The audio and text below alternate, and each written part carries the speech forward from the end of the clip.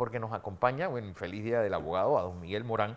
Él es abogado defensor de un grupo de personas que en el 2021 se les acusó de intentar secuestrar al hermano del entonces presidente Laurentino Cortizo. Miguel, bienvenido y buenos días. Muy buenos días. Ante todo, darle las gracias a este canal, a Next Noticias, por la oportunidad. En efecto, como se dice, fue una audiencia muy extensiva. Tengamos en cuenta de que esta es una investigación del 2021 y llega a su etapa final, en juicio, arranca el 10 de diciembre y por 35 días fue una audiencia extremadamente exhaustiva, con un caudal probatorio por encima de 200 pruebas entre testigos, peritos y demás que son propiamente de estas investigaciones, lo cual luego de que incluso más de 9 personas, 7 personas estuvieron detenidas por esta investigación, salieron absueltas, es decir, no culpables. Estamos hablando, si echamos hacia atrás, eso ocurrió, licenciado, en el año 2021, si no me equivoco. Marzo del 2021. Básicamente, ¿cómo ocurrieron los hechos? Se hablaba de que el hermano, fue una noticia que generó mucha información en el momento que estaban secuestrando o habían secuestrado al hermano del presidente. Trataron de secuestrar, creo que era lo que le estaba pasando. En su momento se decía que lo habían secuestrado. ¿Cuál fue la realidad en ese momento, licenciado? Yo creo que han tocado un tema vitalicio, que fue lo que se vendió, retomando en cuenta de que éramos un grupo de abogados los que estábamos allí. Sí. Y hasta la salida del gobierno pasado, el caso se llamaba el secuestro de los hermanos de Nito Cortizo.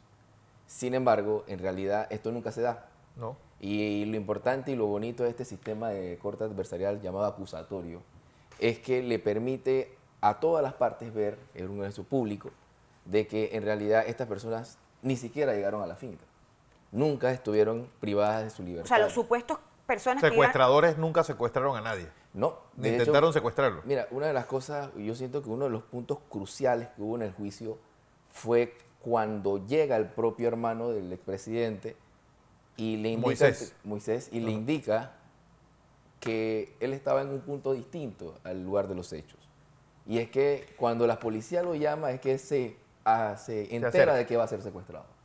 O sea, que la misma policía le informó al hermano del presidente que lo iban a secuestrar. Bueno, es que no estamos hablando de cualquier hermano del presidente, estamos hablando de un exmilitar. No olvidemos que ese hermano del expresidente, Moisés Cortizo, fue incluso mayor en la Fuerza de Defensa, era decir, que alguien graduado en la Universidad de West Point, es decir, alguien que entendía muy bien de seguridad y entiende muy bien de estos temas. Y no solamente era el señor Moisés, sino el hijo, que también tenía entrenamiento militar, es correcto. Bueno, pero entonces, ¿de dónde sale este bochinche? Porque todos los muchachos que fueron implicados los declararon no culpables.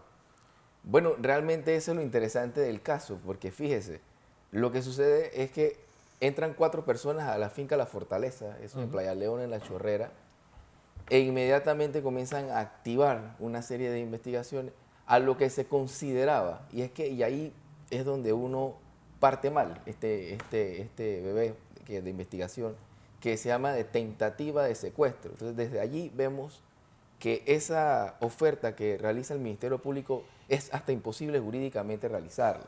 Es que por tentativa de secuestro en este momento pueden incluso decir que yo te estoy tratando de secuestrar a ti y pago 4 años de cárcel y después me dicen, no, mira, es que... Tan fácil. Tan fácil así. Una de las cosas más difíciles que se ha atacado es que hay una parte muy técnica en el derecho penal que se llama intercrimen. Y eso existe jurisprudencia, doctrina que establece de que esa parte no se puede castigar a alguien que piense que va a ser un delito. Y dentro de este proceso, ¿cuántas personas fueron involucradas en total? En total fueron 9 personas que fueron involucradas. 9 personas involucradas. ¿Y estuvieron detenidos cuánto tiempo? ¿Cuánto tiempo? 4 años. ¿4 años? Sí, señor. Pero en teoría, el sistema penal acusatorio nos da 6 meses para investigación, para ir a una audiencia, y en esos 6 meses se debe tener claro si el delito existió o no. Bien, es que ese es un tema muy interesante. De hecho, no solamente que hay 6 meses, si bien es cierto, hay 2 mecanismos que te puede extender el plazo de la investigación hasta 3 años. Uno es causa compleja, la otra es crimen organizado. Sin embargo, hay algo que la normativa no prevé, que es el trámite administrativo.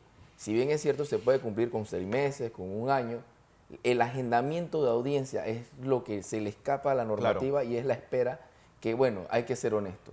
A diferencia del anterior sistema inquisitivo, el acusatorio tiende a ser más efectivo. Pero es que usted sabe que es estar 4 años preso por algo que no hicieron. Que encima es absurdo. Es decir, por algo que no se dio y que al final no estuvieron involucrados. Estas 9 personas, ¿cómo fueron vinculadas? Además que es muy fácil de probar. Es decir, si yo te tengo retenido en un lugar por más de cierto tiempo, te estoy secuestrando. Sí. Y si usted dice que el hermano del presidente ni siquiera estaba en el lugar donde estaban estas personas. Y que llega diciendo que una unidad de la policía fue el que le avisó que tuviera cuidado que lo iban a secuestrar. O sea, todo está como medio chueco este caso, de verdad. ¿Y cómo se involucraron estas 9 personas para que los vincularan a este caso? Bien, es que eso es lo más interesante del caso. Lo que sucede es que aprenden a 4 personas, y esto es normal, hay que ser honesto. Sí. Se maneja información de inteligencia, la policía maneja ciertas informaciones que con otros elementos la materializan. Sin embargo, acá no hubo esa materialización. Habían 4 personas dentro de una finca y habían unas armas al otro lado del río, y esas armas se las formularon cargo a uno de los muchachos que estaban dentro de la finca a metros distante de eso. O sea, para que se den cuenta la magnitud definitivamente, y fíjese que para ese muchacho lo que se había dicho es que él tenía una foto con un suéter similar con el arma. O sea, era suficiente para involucrar. Y le formularon cargos de posesión de armas cuando el arma estaba a metros. Es decir, hay que tener cuidado si en los estacionamientos hay un arma, porque puede decir que alguno es de arma de nosotros birra. Está vestido. Sí, cómo está vestido, de repente tiene una flor parecida a la mía, entonces ese es el dueño del arma. La tarea del Ministerio Público es complicada y la de la policía también es muy sensitiva. Sí, pero al final esto no es un supuesto sistema garantista donde estupideces como esta, para decirlo mal y pronto, no deberían quedar claras de que eso no puede mantener y arruinarle la vida a una persona manteniéndola 4 años detenida. ¿Y qué pasa ahora? Es decir, ustedes pedirán algún resarcimiento por parte del Ministerio Público por esta chambonada de investigación. Sí, definitivamente la lectura del fallo es el 12 de febrero, ahí en el Sistema Penal Acusatorio Tribunal de Juicio de Panamá Oeste. Una vez que tengamos ya la lectura total, pues entonces ya se verá cuál es el panorama a proseguir. Es totalmente viable y lo más seguro que vaya a suceder. ¿Cuántos hombres, cuántas mujeres estuvieron involucrados? Son 7 masculinos y 2 femeninas. ¿Y usted era el abogado de los 7? No, 9. Yo soy el abogado de una de las femeninas. Bueno, pero bueno, enhorabuena entonces a usted y a esta persona que realmente, es decir... ¡Qué terrible! Es como como kafkiana totalmente, es decir, que a ti te metan y no sepas ni siquiera por qué.